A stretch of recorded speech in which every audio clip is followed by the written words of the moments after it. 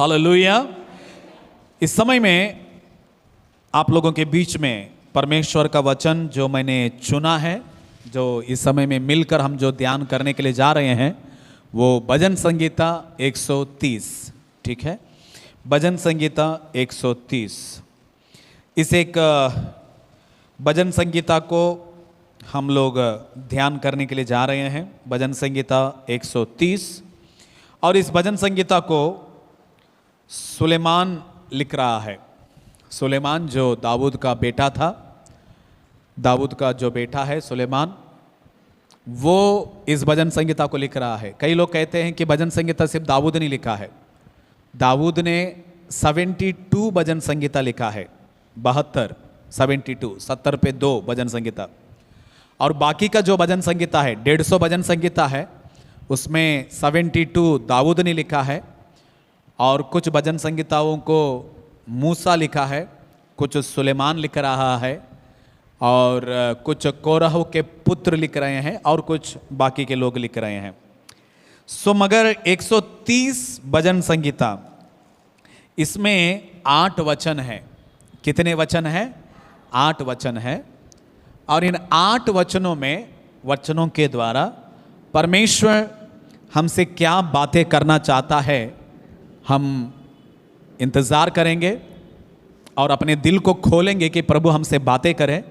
और वचन को सिर्फ सुने नहीं, उसे दिल में रखकर उसे अमल करेंगे अपने जीवनों के ऊपर, अपने परिवारों के ऊपर, अपने आने वाले समय के ऊपर, ताकि यही वचन के द्वारा हम अपनी ज़िंदगी को आगे बढ़ाएं और प्रभु के लिए गवाह बनकर जिए। कोई आमीन बोल सकते हैं? हालेलुया। 130 भजन संगीता, 8 वचन है। और इन 8 वचनों में 3 ऐसी बातें हैं जो भजन संगीताकार कहता है या सुलेमान कहता है कि वो 3 जो बातें सिर्फ और सिर्फ परमेश्वर के ओर से ही मिलता है। हालेलुया। कोई आमीन बोल सकते हैं? 3 ऐसी बातें हैं जो सिर्फ और सिर्फ परमेश्वर के ओर से ही मिलता है। और इन 3 बातों को स्वीकार करने के लिए, हमारे जीवनों में लेने के लिए, हमारे जीवनों में अंगीकार करने के लिए हमें क्या करना है, वो भी हमें सीखना पड़ेगा। तैयार है परमेश्वर के वचन को सुनने के लिए? कोई आमीन बोल सकते हैं? हालेलुया। लॉकडाउन में परमेश्वर ने कृपा भी दिखाया कि ऑनलाइन के द्वारा परमेश्वर का वचन को प्रचार करें, सेवकाई को बढ़ाएं। और लॉकडाउन में इतना ऑनलाइन के द्वारा प्रचार किया कि पूरा इंडिया और नेपाल में परमेश्वर का वचन प्रचार हुआ है। शैतान ने कोशिश किया कि वचन प्रचार नहीं होने के लिए, मगर परमेश्वर ऐसा दरवाजे खोलता है कि पूरा दुनिया परमेश्वर का वचन सुनता है और उसकी महिमा भर जाता है। कोई आमीन बोल सकते हैं? वचन को पढ़ेंगे, मैं आप लोगों के लिए पढ़ना चाहूंगा। 130 भजन संगीता। हे यहोवा, मैंने गहरे स्थानों में से तुझको पुकारा है। दूसरा वचन, हे प्रभु मेरी सुन, तेरे कान मेरे गिड़गिड़ाने की ओर ध्यान से लगा रहे। ये 130 भजन संगीता का जो शुरुआत का जो 2 वचन है, वो प्रार्थना का वचन कहलाता है। कौन सा वचन कहलाता है? प्रार्थना का। क्योंकि इस भजन संगीता को जो लिख रहा है, वो खुद कहता है कि मैं गहरे स्थानों से मैं परमेश्वर को पुकार रहा हूं, और ऐ मेरे परमेश्वर मेरी प्रार्थना को सुन, मेरी गिड़गिड़ाने के ऊपर ध्यान दे। इसका मतलब है, इसको, इस भजन संगीता को और एक भी नाम दिया गया है, यात्रा का गीत। सब लोग बोलिए यात्रा का गीत। यात्रा का गीत मतलब कोई ट्रैवलिंग कर रहा है, कोई सफर कर रहा है। पुराने ज़माने में जब लोग जंगल में से सफ़र करते रहते हैं, खाई में से सफ़र करते रहते हैं, इजरायली लोगों का खास रीति से वे लोग गाना गाते गाते सफ़र करते रहते हैं। उनका जो पीढ़ी का पीढ़ी सफ़र होकर जो दूसरे गांव को जाते रहते हैं, गीतों के द्वारा प्रभु की महिमा करते रहते हैं, और एक गांव से दूसरे गांव जाकर वहाँ पे टेंट रखते हैं और वहाँ पे जी लेते हैं। ऐसा पुराने लोगों का एक आदत था।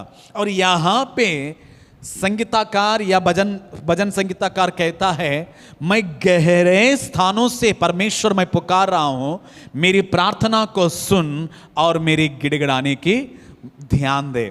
इसका मतलब क्या है? गहरा स्थान का मतलब क्या है? तेलुगु में अगाध स्थलमुलु बोल के लिखा हुआ है। अगाध मतलब खाई। क्या है ये? खाई। खाई मतलब जहां पे अंधेरा है।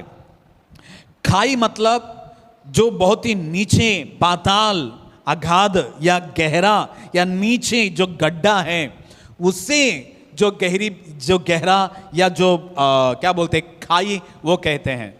अगर भजन संहिता 23 में अगर हम लोग देखते हैं कि अगर मैं खाई में होकर गुजरूं, परमेश्वर तू मेरे साथ रहेगा, मेरा दाहिना हाथ पकड़कर तू मुझे चलाएगा। आमीन। यशायाह 43 में भी प्रभु का वचन कहता है, जब मैं जल में होकर गुजरूंगा, जब मैं खाई में होकर गुजरूंगा, हे मेरे परमेश्वर तू मेरे साथ है, याकूब तू डरने मत जा। ऐसे वचनों को भी हम लोग देखते हैं। खाई का मतलब है मुश्किलों का समय। खाई का मतलब है गहराई का स्थान, का मतलब है अंधकार का समय। खाई का मतलब है, या क्या बोलते हैं, गहरे स्थान का मतलब है मुसीबत का समय। जैसे माँ कह रही थी, एक आर्थिकता का समस्या उनके जीवन में आया है ना, शारीरिकता का कमजोरी का समय उनके जीवन में आया, और वो परमेश्वर को पुकार रही थी, और वो आज हमारे बीच में है। आमीन। वो एक समय जो रहता है, आर्थिकता का समस्या रहने दो, बीमारी का समय रहने दो। ये सेकंड वेव में कई लोग बीमार हो गए, कई मुसीबतों का सामना करना पड़ा। जैसे सुना, कई लोग बिजनेस में नुकसान हो गया। उतना ही नहीं, इन दिनों में बाढ़ के वजह से, बारिश के वजह से, लैंडस्लाइडिंग के वजह से कई नुकसान आज का समय में कई लोग सामना कर रहे हैं। ये सब एक खाई का अनुभव दिखाता है, ये सब एक मुसीबत का अनुभव दिखाता है, ये सब एक अंधेरे का अनुभव दिखाता है। मगर मेरे प्यारे विश्वासियों, दुनिया के लोग भी मुसीबतों का सामना कर रहे हैं, विश्वासी लोग भी मुसीबतों का सामना कर रहे हैं। मगर हमारे लिए एक आशा है, खाई में अगर हम आवाज करेंगे, अगर हम लोग पुकारेंगे, हमारा परमेश्वर है हमारी प्रार्थनाओं को सुनने वाला। ये हमारी आशा है, ये हमारी उम्मीद है। कोई आमीन बोल सकते हैं? और ये हमारा विश्वास है कि खाई में हूं, आर्थिकता का समस्या है, निराशा है, भविष्य का डर है, चिंताएं हैं, है ना, क्या होने वाला है, घबराहट है, मगर एक भरोसा है कि उस खाई में अगर मैं पुकारूंगा, मेरा परमेश्वर मेरी आवाज को सुनेगा। कोई आमीन बोल सकते हैं? हालेलुया। यहां पे मैं गहरे स्थानों से मैं तुझे पुकार रहा हूं, परमेश्वर तू मेरी आवाज को सुन, तू मेरे तकलीफों के ऊपर ध्यान दे। हालेलुया। मेरी आवाज को थोड़ा सा कान लगा दे। मेरे प्यारे विश्वासियों, हम सब कहीं ना कहीं एक ना एक दिन एक खाई का अनुभव हम लोगों ने किया रहेगा। आर्थिकता का खाई, बीमारियों का खाई, गहरे स्थान, निराशाओं का, बिजनेस का। मगर हम उस समय में लोगों के ऊपर आधारित होने से अच्छा है परमेश्वर का नाम लेकर प्रार्थना करना, वो हमारे लिए अच्छा है। Praise the Lord. हालेलुया। लोगों के ऊपर निर्भर होना से अच्छा है उस खाई में से परमेश्वर को पुकारना, वो आशीष का कारण बनता है। कोई आमीन बोल सकते हैं? मगर कई बार जब लोगों के जिंदगी में तकलीफें आते हैं, वो लोगों के पास जाते हैं, है ना, वो इंसान के ऊपर आधारित रहते हैं या सरकार के ऊपर आधारित रहते हैं। मगर मेरे प्यारों, हमें यह सीखना जरूरी है, हम जब खाई में होकर गुजरते हैं, हम जब गहरे स्थानों का अनुभव जब हमारी जिंदगी में चलता रहता है, दो बातें जरूरी हैं कि वहां से प्रार्थना करना, और दूसरा, हम जब वहां से प्रार्थना करेंगे, हमारा परमेश्वर प्रार्थनाओं को सुनेगा और उसका जवाब जरूर देगा। जवाब क्या है? मैं तेरा दाहिना हाथ पकड़कर मैं तुझे चलाऊंगा। कोई आमीन बोल सकते हैं? हालेलुया। द नंबर वन, क्या आप खाई में होकर गुजर रहे हैं? आपकी जिंदगी खाई में का अनुभव चल रहा है? फाइनेंशियल प्रॉब्लम, बिजनेस प्रॉब्लम, शारीरिकता का बीमारियां, बच्चों के पढ़ाई, है ना, परिवार का बहुत सी समस्याएं।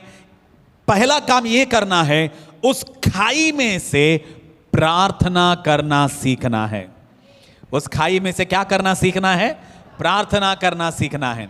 मगर कई लोग अपने बुद्धि का सहारा लेते हैं, अपना ज्ञान का सहारा लेते हैं, अपने बैंक बैलेंस का सहारा लेते हैं। मगर धन्य है वे लोग उस खाई में से प्रभु को पुकारेंगे। कोई आमीन बोल सकते हैं? हालेलुया। तो खाई में से क्या करना पड़ेगा? पहला प्रार्थना करना पड़ेगा। बोलिए प्रार्थना करना है। आमीन। कब तक प्रार्थना करना है? जब तक प्रार्थना करना है जब तक परमेश्वर उस खाई से हमें बाहर नहीं लेके आए। कोई आमीन बोल सकते हैं? हालेलुया।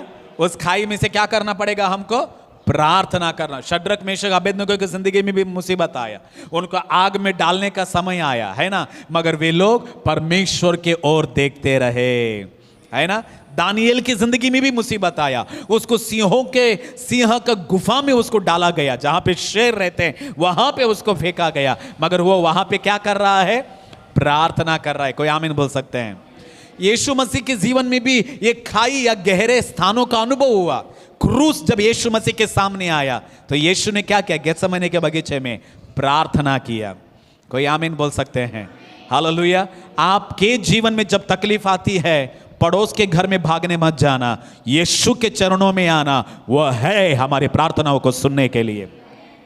गवाही को मैं सुन रहा था कि हम एक भाई के लिए प्रार्थना कर रहे थे, लगातार चर्च नहीं था मगर ऑनलाइन में हम रोज प्रार्थना कर रहे थे उस भाई के लिए, है ना। कई बार हम लोग शामिल हुआ और आज सिस्टर बताती है कि वो भाई थोड़ा बहुत अच्छा है, वो ठीक है। आमीन। परमेश्वर खाई में हमारी प्रार्थनाओं को सुनता है, ठीक है, मगर क्या करना पड़ेगा? हमें प्रार्थना करना पड़ेगा। दूसरा, हम जब खाई में प्रार्थना करेंगे परमेश्वर हमारा राइट हैंड पकड़ेगा। आमीन। क्या पकड़ेगा? हमारा राइट हैंड पकड़कर चलाएगा। हालेलुया। वो पकड़कर हमें चलाएगा, सिर्फ चलाएगा नहीं, वहां से हमें बाहर भी लेके आएगा। कोई आमीन बोल सकते हैं? कोई जोर से आमीन बोल सकते हैं? हालेलुया। आमीन। एक दिन यीशु मसीह और एक भाई दोनों लोग बीच के बगल में रेती के ऊपर चलकर जा रहे थे। यीशु दिख नहीं रहा था उसे, मगर यीशु मसीह के दो पैरों का निशान उसे दिखाई दे रहा था। तो दोनों लोग चलकर जाने लगे। एक समय आया, एक तकलीफों का रास्ता आया और ये लड़का जो था डरने लगा, अरे अभी क्या होने वाला है। फिर भी उसमें से गुजर गया और थोड़ा आगे जाने के बाद में वो पीछे मुड़कर देखा। जब पीछे मुड़कर देखा, जब अच्छा जगह था वहां पे दो लोगों का पैरों का निशान दिखाई दे रहा था, एक इसका और दूसरा यीशु मसीह का। मगर जब तकलीफों का समय आया वहां पे सिर्फ एक ही व्यक्ति का पैरों का निशान दिखाई देने लगा। तो इसने सोचा तकलीफों में परमेश्वर ने मुझे छोड़ दिया है, मैं अकेला ही चलकर आया। तब यीशु मसीह कहते, मेरे प्यारे बेटे, जब तू दो पैरों का निशान देख रहा था, हम दोनों चल रहे थे। तकलीफों में जो एक व्यक्ति का पैरों का निशान जो तुझे दिखाई दे रहा है वो तेरा नहीं है मगर वो मेरा है, क्योंकि तकलीफों में मैंने तुझे उठाकर चलाया है और उठाकर बाहर लेके आया है। आमीन। कोई आमीन बोल सकते हैं? आपके तकलीफों में आप नहीं चलोगे। आप जब प्रार्थना करोगे तकलीफों में से, खाई में से जब प्रार्थना करोगे, वहां पे प्रभु सिर्फ सुनेगा नहीं मगर आपको वो उठा कर चलेगा और वहां से आपको बाहर भी लेके आएगा। कोई आमीन बोल सकते हैं?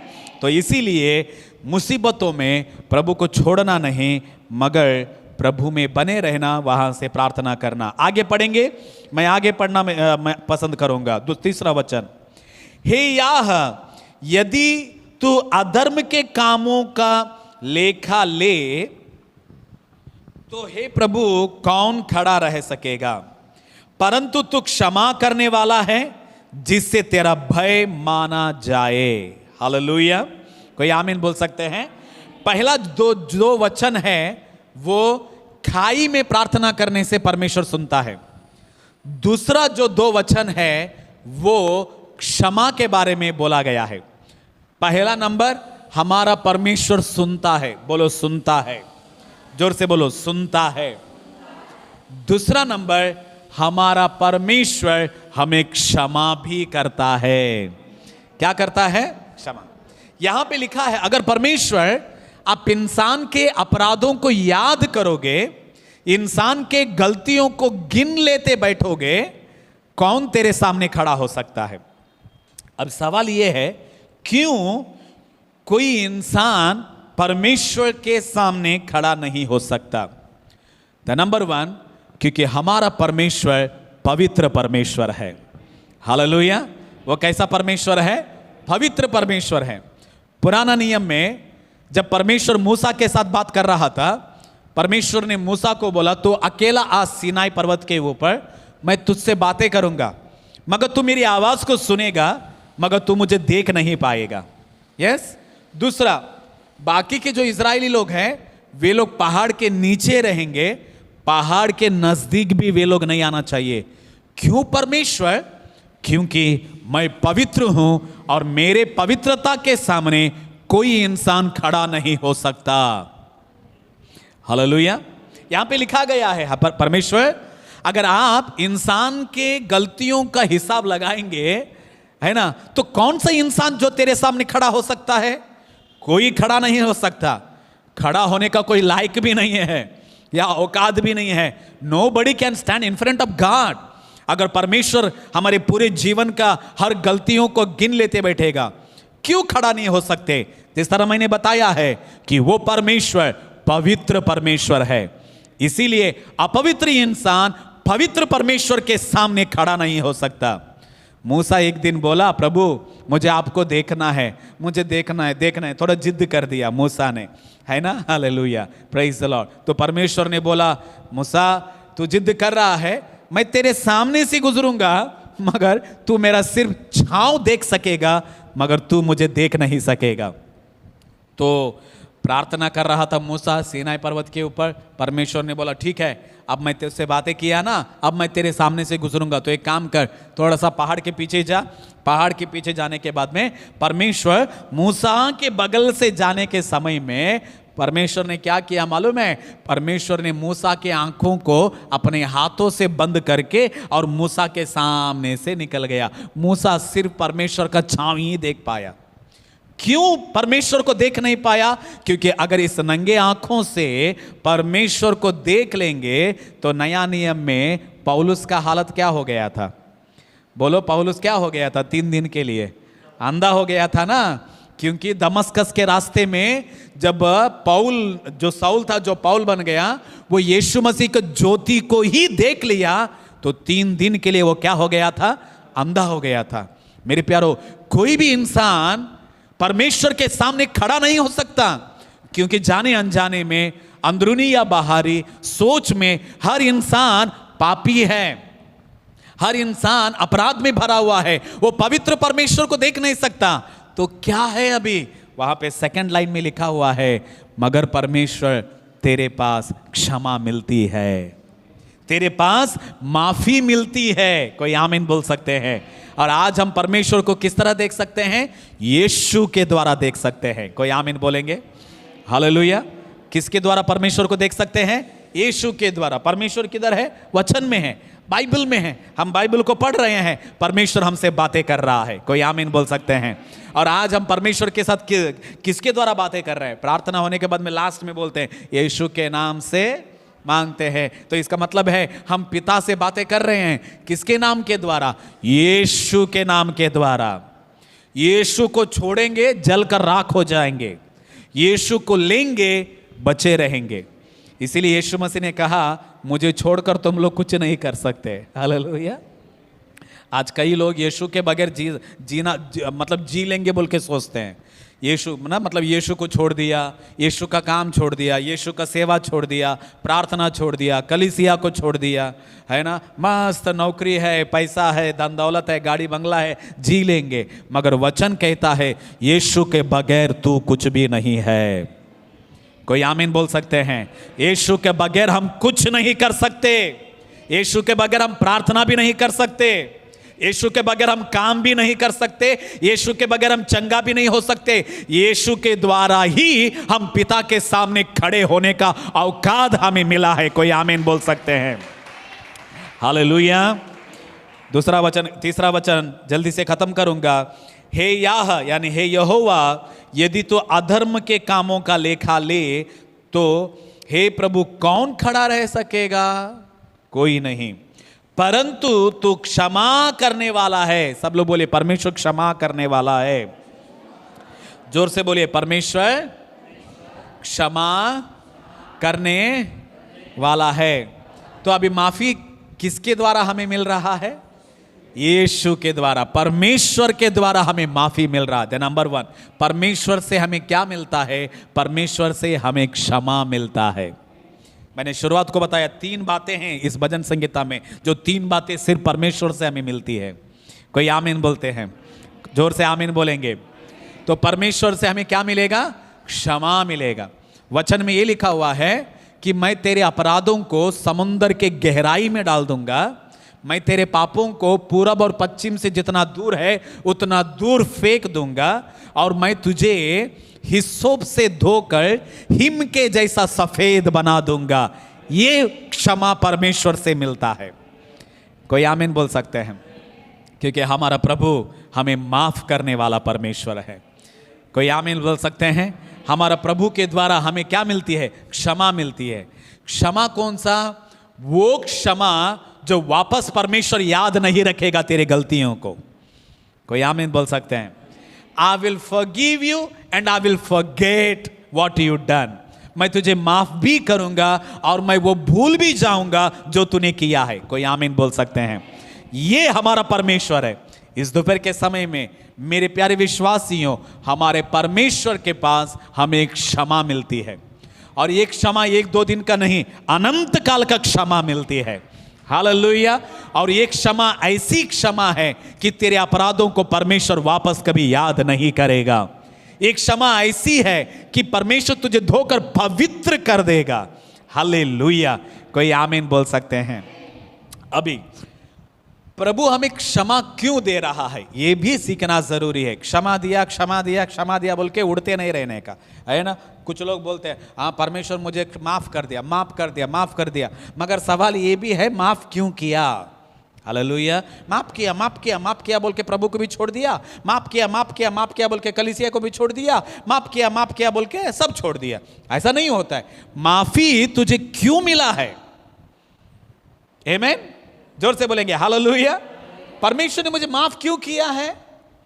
सवाल उठता है ना, क्यों किया है? आगे लिखा है, उधर आगे लिखा है, परंतु तू क्षमा करने वाला है जिससे तेरा भय माना जाए। वो इंपॉर्टेंट है। प्रभु ने मुझे माफ इसीलिए किया है ताकि मेरे अंदर परमेश्वर का भय रहे, मेरा भक्ति परमेश्वर के ऊपर रहे, मेरा विश्वास परमेश्वर के ऊपर रहे, मैं प्रभु के रास्ते पे चलूं, मैं प्रभु के लिए गवाह बनकर जीऊं। समय नहीं है इसीलिए मैं जल्दी से खत्म करूंगा। प्रभु ने तुझे मुझे इसीलिए माफ किया है ताकि हम परमेश्वर से डरें, परमेश्वर से प्रार्थना करें, प्रभु के ऊपर विश्वास करें और प्रभु के लिए गवाह बनकर जिए। इसीलिए माफी मिली है। Praise the Lord.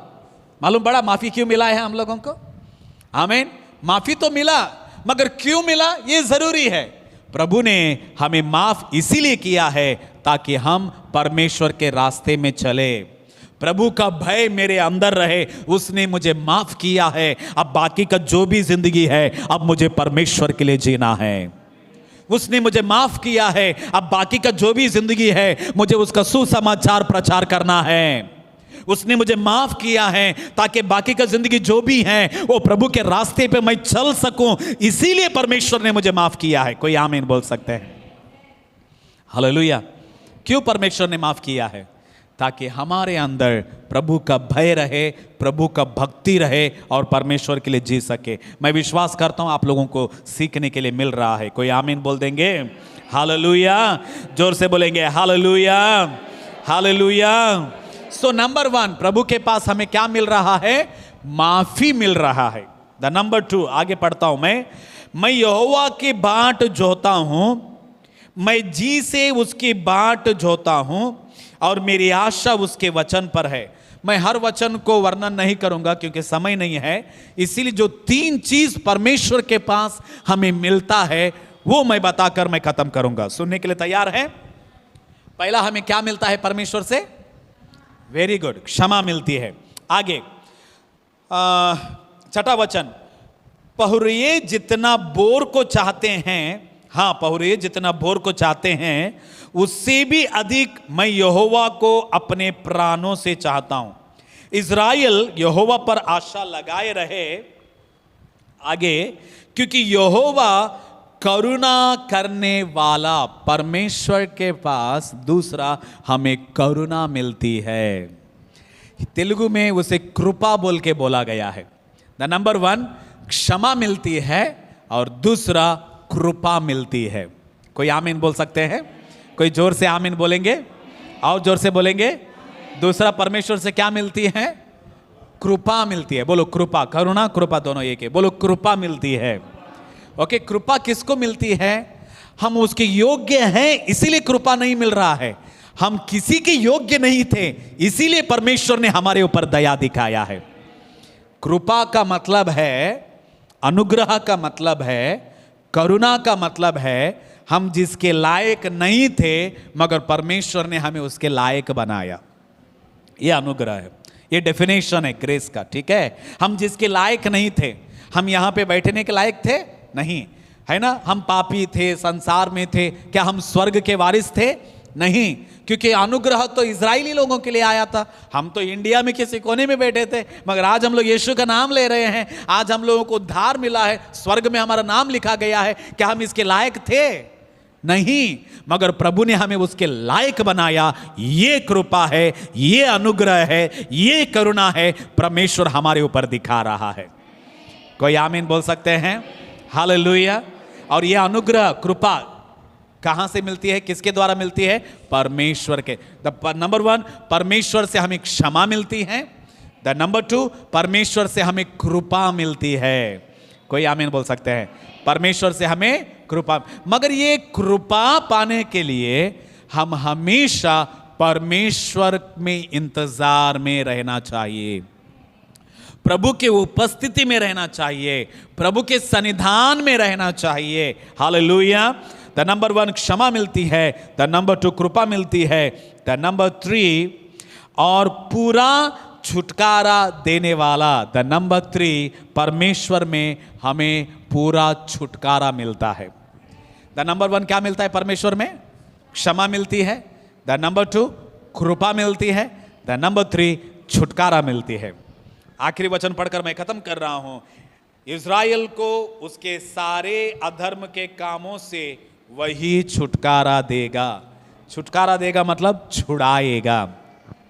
The number 1 हमारा परमेश्वर हमें क्षमा देता है ताकि हम उसका भय में बने रहें। द नंबर 2 हमारे परमेश्वर के पास हमें अनुग्रह मिलता है ताकि हम उसके उपस्थिति में हमेशा बनी रहे। द नंबर 3 हमारा परमेश्वर हमें आजादी देता है ताकि हम अपने पापों से आजादी का जिंदगी जिए। मत्ती 11:28 में लिखा है, बोझ से दबे हुए लोगों मेरे पास आओ, मैं तुम्हें विश्राम दूंगा। हमारा परमेश्वर छुड़ाता है। कोई आमीन बोल सकते हैं?